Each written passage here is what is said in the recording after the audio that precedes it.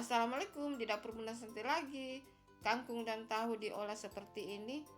Siap-siap nasi yang banyak ya, karena pasti bikin lagi. Ada kangkung, ada tahu, ada cabai keriting. Kalau mau tambah cabai rawit boleh.